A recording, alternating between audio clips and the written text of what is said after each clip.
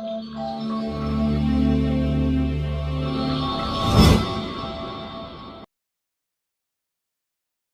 सभी ने यह शब्द बार बार सुना होगा। पिछली शताब्दी में आइंस्टीन और हॉकिंस जैसे सभी महान दिमागों द्वारा समय यात्रा पर बार बार चर्चा की गई थी। यह कोई नई बात नहीं है। साजिश के सिद्धांत और एलियंस की कहानियां, सभी में समय यात्रा की अवधारणा पर विस्तार से चर्चा की गई है और जाहिर है कि यह सीखने या सुनने के लिए कोई नई बात नहीं है। लोगों ने समय यात्रा या टाइम जंप का अनुभव करने का दावा किया है और उनके प्रशंसापत्र आप वेब पर कई साइटों में पा सकते हैं। लेकिन टाइम ट्रेवल के संदर्भ में कुछ बिल्कुल हटकर बात करेंगे। सब कल्पित है, लेकिन क्या होगा अगर यह सच है? आज हम आधुनिक तकनीक से लैस हैं और किसी भी कार्य को पूरा करने में कहीं अधिक संगठित और तेज हैं। तकनीकी प्रगति के कारण हमें दिन प्रतिदिन के जीवन में आराम और आनंद मिलता है।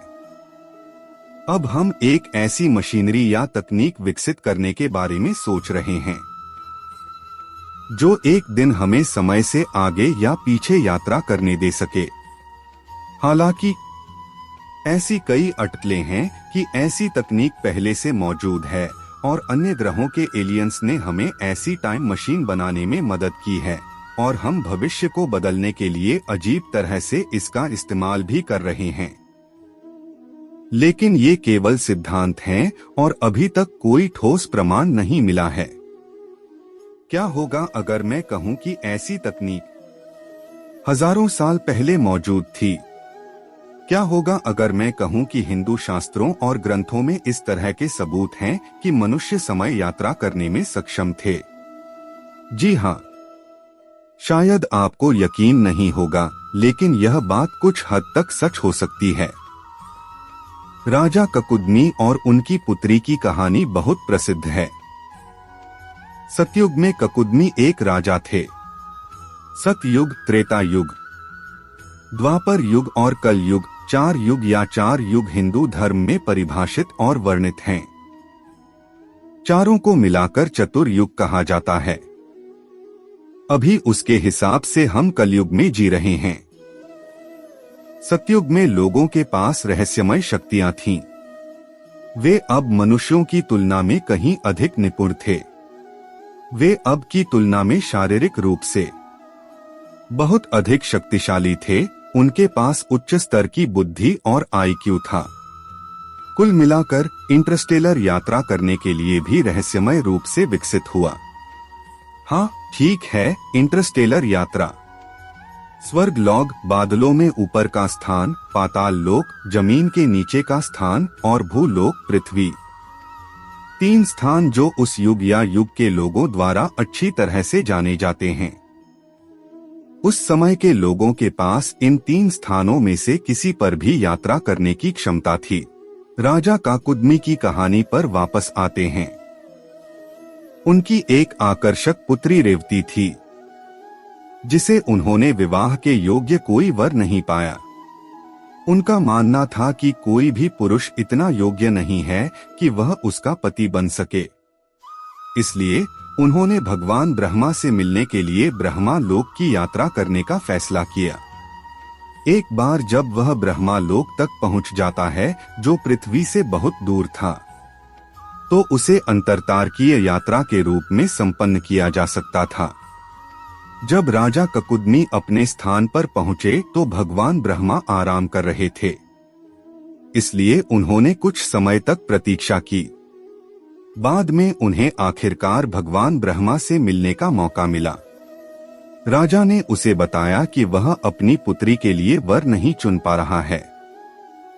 कुछ लड़के हैं जिन्हें उसने चुना है, लेकिन वह यह तय नहीं कर पा रहा है कि किसे चुनना है। उन्होंने अपनी बेटी के लिए एक उपाय, उक्त वर चुनने में भगवान ब्रह्मा से मदद मांगी। भगवान ब्रह्मा हंसे और उनसे कहा कि क्या आप जानते हैं कि ब्रह्मा लोक में आने के बाद से पृथ्वी पर कितना समय बीत चुका है?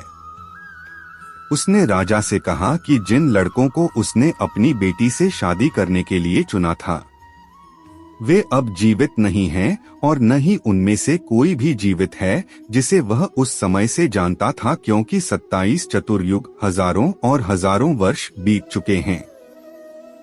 ब्रह्मा लोक में एक दिन 4.32 अरब पृथ्वी वर्षों के बराबर है। सहस्त्र युग अहरियात भ्रमोन्विदा। उसने राजा से कहा कि तेरा राज्य और उसका सारा खजाना समय के हाथों से बह गया है।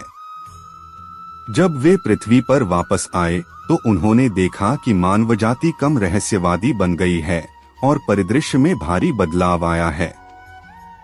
तत्पश्चात भगवान ब्रह्मा ने भगवान विष्णु की सिफारिश पर उन्हें अपनी बेटी रेवती का विवाह विष्णु के पुनर्जन्म अवतार भगवान कृष्ण के भाई बलराम से करने के लिए कहा। इससे हम सर्वप्रथम यह निष्कर्ष निकाल सकते हैं कि जिस स्थान पर गुरुत्व और काल का कोई प्रभाव नहीं होता, उस स्थान पर ब्रह्मा का वास होता है। दूसरे, हम यह निष्कर्ष निकाल सकते हैं कि राजा और उनकी बेटी ने भगवान ब्रह्मा से मिलने के लिए समय से आगे की यात्रा की। और तीसरी बात यह कि उन्होंने एक अंतरतारकीय यात्रा की, क्योंकि ऐसी जगह तक पहुंचने में इतना बड़ा समय लगा। हमारे हिंदू वेदों, शास्त्रों और कई अन्य चीजों में समय यात्रा के अनगिनत उदाहरण हैं, जैसे द्रौपदी चीर हरण प्रकरण जहां भगवान कृष्ण ने उन्हें नग्न होने से बचाया था। अंतरतारकीय यात्रा। परमाणु बमों का उपयोग ब्रह्मास्त्र के रूप में जाना जाता है। हमारी आंखों के सामने पड़े इन तमाम अहम सबूतों को हम अभी तक पहचान नहीं पाए हैं।